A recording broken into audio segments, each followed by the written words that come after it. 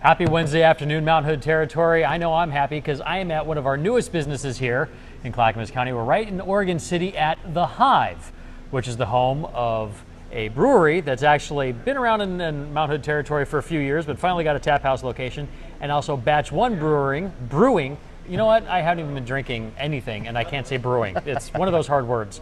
That judicial system. Say that and sound sober.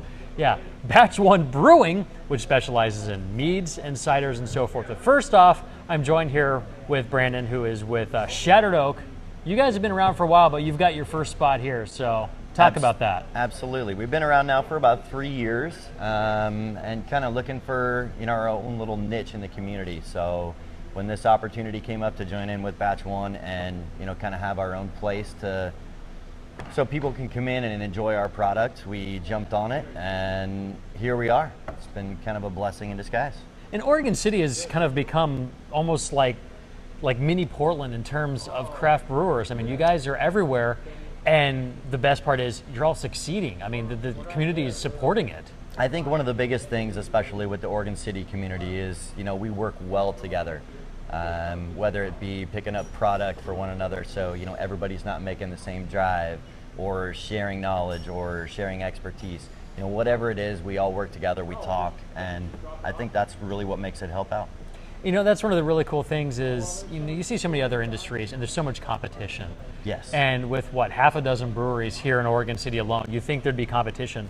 But you guys cooperate. There's almost no competition. It's just working together. No, exactly. And like I said before, I think that is what makes Oregon City succeed in this business. And Oregon City hasn't had anything for so many years, and then we all just kind of I think within the same year had the same idea and just kind of went for it. And so there's more popping up, and I think you're going to see more, especially with the mill project going in. And there's no other industry that's like that. I mean, honestly, I think that's what makes the brewing industry, the craft brewing industry, so unique, is that cooperation. Absolutely. And the other cool thing about that is you guys, you all work together and you're all making beers, but you have your own style. You can really, for somebody who doesn't know, they'd say an IPA is an IPA, a Pilsner is a this or whatever, but you guys focus on your own inspiration so that there's a difference between them all, and that's, I think, one of the reasons why you all work together. Absolutely, and I think everybody kind of needs that, their own little niche, whether it be sour beers or farmhouse style, saisons. Most of our stuff here at Shattered Oak, we're kind of German inspired. And we don't go for the new fads that are coming out. We'll go backwards in time. We'll go back and make stuff that you haven't seen in a while and you may have liked, but it's not around anymore because they stopped producing it. So that's kind of our mantra is, let's take a step back in time and enjoy that. All right, so that said, what are some of the things that you guys always have on tap then? Well, for the most part, we can start with this one here, which is our Rogan Beer. This is a German rye brewed as a traditional half. Okay. Oh, I love a good half. Very good body. You get a lot of that spicy clove notes and rye. Oh, that's good. That's really good. Definitely easy drinking, whether it be summer, winter, doesn't matter. A good kind of wheat beer that just, absolutely. Not wheat. Rye. So they take out all the wheat. He's educating me. Substitute in for rye. Okay. So you're actually switching. I get it now. See, this is why they're making it, and I just drink it. I just know what I like. I would probably screw up water, but yeah, no worries. But there's, there isn't that, that bitterness at the end or anything. It's got a nice, clean finish. Yeah, everything we do here is very low on the hop scale. We like to taste the malts in a beer, and I think you're seeing a lot more of the community kind of step back on the hops. You don't see these hop crazy beers. They want to actually taste something. And because that was something for a while that, they were going nuts on the hops. And they still are. And in some places they are, but I think you're finding more and more brewers like, all right, we kind of push that envelope to the point that it's broke. Let's give you some flavor. Well, now you're seeing all the hazy IPAs, the New England style IPAs. It's a big thing, and we're not really stepping onto that. We go backwards, and then once those go away, then we're going to move up to that also. Okay, I like that. I like that philosophy, and I like philosophy. Again, let's taste something good. Let's just not smack you in the face with some hops and pretend you like it. Yes, and especially you never know how your bumper crop's going to be for hops that year. So there may be a shortage. Now you're taking one of your best sellers, and you can't really get the hops for it. So now what do you That do? would be a problem. Yeah. I didn't even think about that. So it's just kind of safeguarding yourself as a Yeah. brewery and still finding your niche without being exactly where everybody else is. Okay, I like it. Sounds good. So what's the next one that you've got here The in next store? one here is our Childsplay Ipa. Okay. Very well balanced, still hoppy, but very low. So you get the malts come through, come off like it's grapefruit tones. Okay, that's what citrusy. it's like. I smell I'm so terrible at. I smell this. Couldn't tell you what it is, but I smell it. Yeah. I'd like to say, there's an education line for this, but there's really not. It's just learning, listening to That's a other good people. IPA. Yeah. And that's the problem. Again, so many IPAs were just like hops and Yeah. then nothing else. That's all. No- But I mean, this no has backbone. some other stuff to it that again couldn't tell you the words for it. All I know is it's good. Yeah, absolutely. I'm gonna need like help figuring out what do I taste? What's my palate got on it? I need to call Gordon Ramsay and help me out on that. We can train. I'm not sure Gordon Ramsay could help you out with that one. Probably not the beer. The food, yes. Food, but absolutely. I'll do on the food too. It's like that's good. I don't know. But it's Yeah. good. Always That's good stuff. outstanding. So what other are some of the other things that you guys have on tap so that people come in here, they know ahead of time before they get here, that's what I'm getting? Well, obviously, right now we do have a couple other local breweries on tap. So Again, more of that partnership? Yeah, we like to keep. We want a base for the customer. We want to make sure that when they come in, they've got something that they want. We may not have it, and that's perfectly fine by us. But as long as we can keep them happy, then we're doing our job. So we've got anything from dark all the way to light lagers, and yeah, we've got a bunch of ciders. We've got meads most of the time. Different styles as braggots, which is a mead and beer mix. We'll be doing a lot of fruit beers, Okay. which is a combination kind of collab between Batch 1 and Shattered Oak. So it's always- more than just the location you guys are working together on. You're creating some stuff Absolutely. too. Yeah, we completely work together on everything that we do, and just try to keep, like I said, that something different that nobody else has. Now, one of the cool things, on this space is not just the tap room. Obviously, you guys are making here. Yes, and we make it, while we're open. We want people front and center. We don't want to hide anything from the customer. It says, hey, we're brewing. Hey, check it out. Come on in, have a beer. You can enjoy all the wonderful smells that go on the grains when you add the hops into your boil. It's just a wonderful smell, and that's a lot where the pride comes into brewing, is when you make this product and you have no idea what it's going to turn out like, and then when you finally get to taste it, you just get that smile on your face and it makes you kind of happy.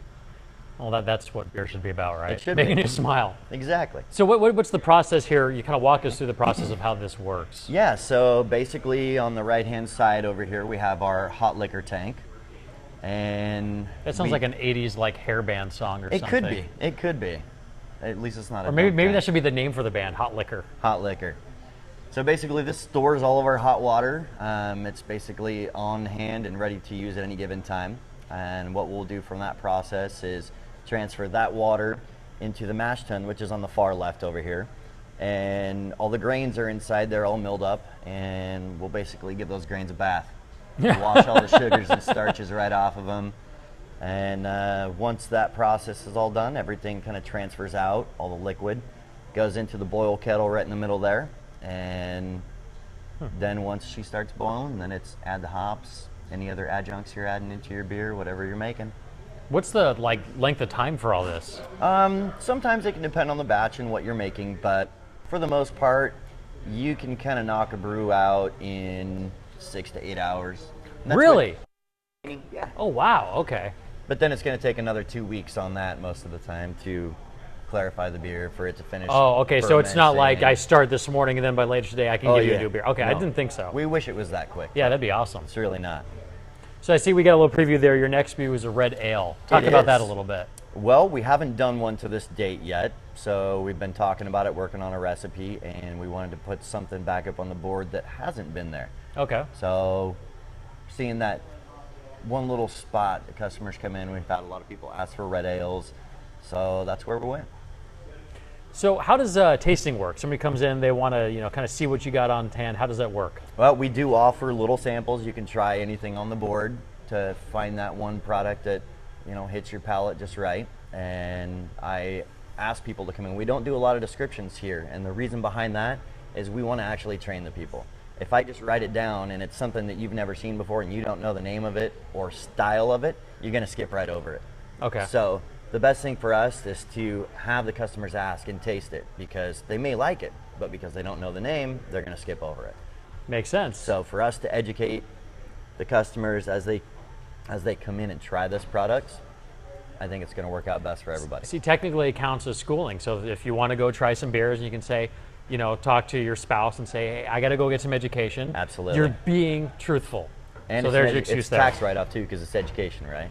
Dude, this guy's a genius. Yep. Not just with making the beer, but the rationalization. I like that. That's good stuff right there. Now, one of the really cool things is you guys are part of the Mount Hood Territory Tap Trail. Absolutely. Shameless self-promotion time, folks. Yep. Mount Hood Territory Tap Trail, something you, if you saw us live at Brewing a couple weeks ago, you heard us talk about that. We kicked it off then. But it is a chance to visit 13 breweries, such as Shattered Oak, cideries, distillery even, and one meadery here. We'll be talking to Dustin here in a second about that. But the Mount Hood Territory Tap Trail is your chance to sample from these 13 different spots all throughout Mount Hood Territory. You download the free mobile passport, omht.us/taptrail, and then you start saving at these places. So not only do you get to sample at all these places, but there's discounts. What's the discount you guys are running? Here we do half off a flight. Okay, so half off a flight. So what's the flight normally? Flight is normally $10. Okay, so $5 for sampling a flight there. So again, the mobile passport was free. You save $5, and I'm going off camera for a second.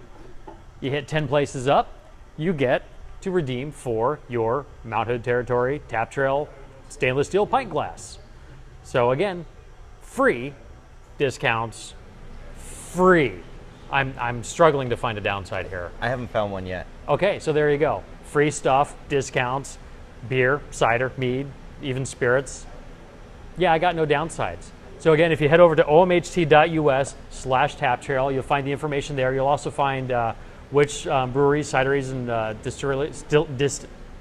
distillery is on there. And we've also got some transportation options for if you want to hit up more than one in a day. You can find some alternative transportation options to tour around in style and not have to worry about driving after sampling a couple different brews. So absolutely, sounds like a good option there. I know now he's working, but I want to get Dustin over here, because I'm really excited about talking about the mead. So once he's done there, I'm going to let him work and make money. But we need you to switch mics here. We're gonna mic you up here. Okay. Because mead is something that you've been hearing a lot about in the craft beer market, in the craft maker market, I guess you should say. It's kind of become this up and coming thing. And for those who don't know, what is mead? Mead is a fermented beverage made out of honey and usually water and also yeast. And then what it does is it takes a little bit more time just because of the complexes of sugars, and it comes out more sweet or dry, and it's just an easier drinking product. But it is the oldest known alcoholic beverage in the world. That's right. I mean, the Vikings were drinking this stuff way back in whatever years those were, because it was like 400, like AD or something, or no, BC or something like that. A long time ago. Yeah, a little Thousands of years ago. Thousands of years ago. Yep. And mead, honey, the hive. Yes. It all makes sense. Just slightly. No, it's all about the hive. We wanted to actually make a place where everybody congregates and comes, and just like a bunch of bees do, and we hope people do. What got you into making mead? Because as I said, I mean, it's something that, you know, as you said, actually was from a long time ago, but it's making a comeback. So what kind of sparked that revolution, and what got you into it? Well, I was making beer about 21 years ago, and then I found out I had a little bit of a gluten allergy. So I started off with cider, and then I was making cider for about 18 years now. But one day, a really good friend of mine made mead, and it did not come out very well. And I laughed at him, and I said, well, I can make that. And Rudy goes, sure, okay, why don't you try? So I tried, and it came out terrible. It was the worst thing I've ever made in my life. It got better, folks. It gets better. It did get a lot better. And it sparked such an interest that I just kept on making it over and over and over again, to the point now where I make it commercially. And it's definitely evolved through the whole 14 years that I've been making it. And I think I kind of nailed it down a little bit. Well, I'm going to say this. I sampled this when we visited a couple weeks ago, and I've been hearing a lot about mead and was insanely curious. Mm-hmm. And I sampled a couple of his meads, and dude, nailed it would be the exact term, because that stuff is awesome. And you know, again, you hear honey, and I had no idea what to expect. Yeah. You know, honey. I know honey is kind of making its way as like kind of a natural sweetener as we look at, you know, getting rid of sugar. So honey's kind of getting more to that, but turning into an alcohol, I didn't know what to expect. But this, I mean, it's easy drinking, it's refreshing, and I'm gonna wonder this. They say local honey is good for allergies. Does this still count? Well, I don't know, but sure, yes. Let's say that. We're gonna say that. Yeah. FDA is not watching. Yes, it's good for your allergies. Right? Yeah. All right. So they've dropped off one. What is this one right here? This one, oh, I don't know which one it is. This one would be... Dude, by the smell, that you know this guy knows his craft. That should be the plum glasmic. It's no, not the plum glasmic. Sorry, it's a homegrown. It would be 100 pounds of fresh plums. And oh, then wow. We also added 50 pounds of fresh grapes, all hand-picked from our yards. It's one of those things that smells so cool.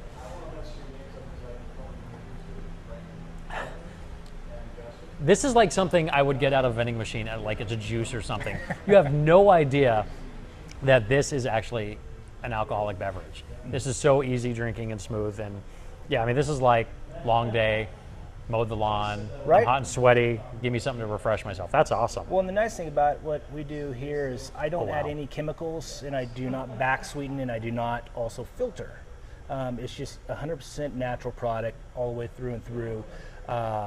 And it has a great shelf life, and you can cellar it and stuff like that, so you don't get any of that weird sulfites that you get in a lot of other places, and wines and stuff like that. This one is just like what you drink is what you drink, and I just actually drank one of my ciders. I was 10 years old, and it's phenomenal. 10?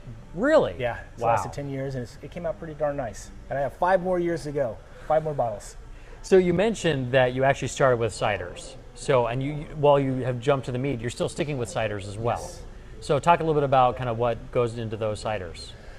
Again, it's just all about just keeping it raw in its natural state without back sweetening and all that stuff. I really have I kind of, on myself, I perfected it a little bit differently than normal cideries. I actually brew my ciders, but never boil. And so the complexity is a lot different than what your normal ciders are that you're used to drinking out there. Again, I don't back sweeten anything, so I keep it in a raw state. Same thing with, like I said, with the meads and everything else. It's just all about keeping something extremely fresh and easy to drink, and with no alcohol tinge. And I think that's key. And again, that no alcohol tinge. I mean, again, on the mead there, no clue. If I didn't know, I'd probably get in trouble. So, and then the other cool thing is you're kind of mixing and matching. You know, again with Shattered Oak, he mentioned that you're mixing some of the meads with the beers, creating a braggot. Braggot. Yes. I knew it was something with a B. Yes. So what do you get with a braggot? A braggot is pretty much in a nutshell, just to tell everybody, Vikings drank mead and they ran around all over the place, but mead takes a long time. They stumbled upon beer. They're like, oh my goodness, it's easy to make. Just imagine that Norse accent when you say that. Yeah, right. And then, so what they did is they started blending it, and they made braggot with it. And so they got best of both worlds. So they still were drinking mead in a sense, but then they were drinking beer, so it was a little bit easier. So their mead would go a lot farther, but yet it's easier to make the beer. Now, is it like mixed during the brewing process, or is it you make one, you make the other, then you mix them together? Yeah, multiple ways to do it. The hop and honey was based off of where we fermented out a Trail Pale Ale from Shattered Oak, and we fermented out an Orange Blossom mead.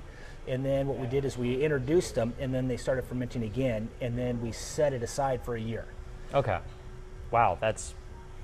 See, I mean, again, there's all kinds of cool science that goes into this stuff too, beyond just making it. I mean, but it's fun stuff because you get to experiment and come up with some new flavors. It's like cooking. It's like phenomenal. Who doesn't like to cook and who doesn't like to eat? So. Well, I definitely like to eat. That's probably evident. My doctor's told me that a few times. Now, one of the cool things, again, you're creating here at the Hive is a place for people to hang out, a gathering place. Yeah. And so you're adding a food element that's coming really soon. Yes, the Perky Pantry. So right over there. You've got your own food cart. Our own food cart. That is very true. What we did is we worked really hard. Oregon City has been phenomenal, and we're actually the first food cart in Oregon City, apparently. And it will be pushed back in there and made up to just become one. And we'll have a full line of food from lunch and dinners. We want to do a brunch on Sundays. Oh, nice. Where we'll have like beer mosas and bloody beers wow. and mimosas and everything else. And we'll bring up and make new like Sunday morning like cocktails and stuff like that to go with the brunch that we have. Oh, that'll be perfect. It should be pretty nice. Do you have kind of a menu set aside yet, or is that still in the works? That's a secret. Oh, okay. Actually, I don't know. I'm trying to get into things that I shouldn't be. Okay. So when does that come along? We should have that open in about 30 days if everything Sweet. goes smooth. All right. So coming before Christmas, something Yes. for Thanksgiving there then.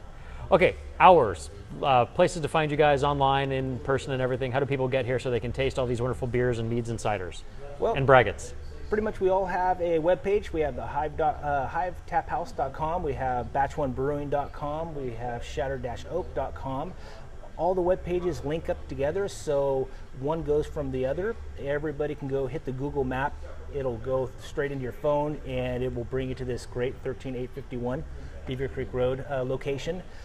We're open from 11:30 till close, usually 11:30 at night, but we never really try to kick anybody out. So what we'll do is we'll just stay open until it kind of dwindles down to a point then where we have to close. All right, so hours again, 11:30 to 11:30. You guys again, part of the Mount Hood Territory Tap Trail. Yes, sir. What is the discount that Batch 1 Brewing is doing? The same thing. Same thing, Yes. half off? Okay, so half off flights, you can get flights for half off from both spots on the Mount Hood Territory Tap Trail. You get 2 spots in one to hit your 10 for your free Mount Hood Territory Tap Trail pint glass. So you're 20% of the way just in one stop, so you can't beat that. Right? All right, man, this is awesome. You guys are Thank you killing so it. much. I can't wait to add the food element to it, and thanks for having us. Thank you so much. I really appreciate it. Thank you, guys. So, Mount Hood Territory, you got a new place to check out, the Hive here in Oregon City. Real easy to find, right there off of Beavercreek Road. You can't miss it. So, hope to see you out here and along the Mount Hood Territory Tap Trail. We'll see you next week. Molly, where are we? Because I don't remember. Oh, we're at the Christmas Bazaar next week, aren't we? We're going to be at the Clackamas County Event Center celebrating Christmas with the annual County Bazaar. It's going to be awesome. Hope to see you then. Till next time, we'll see you on Mount Hood Territory Live. Thanks for joining us.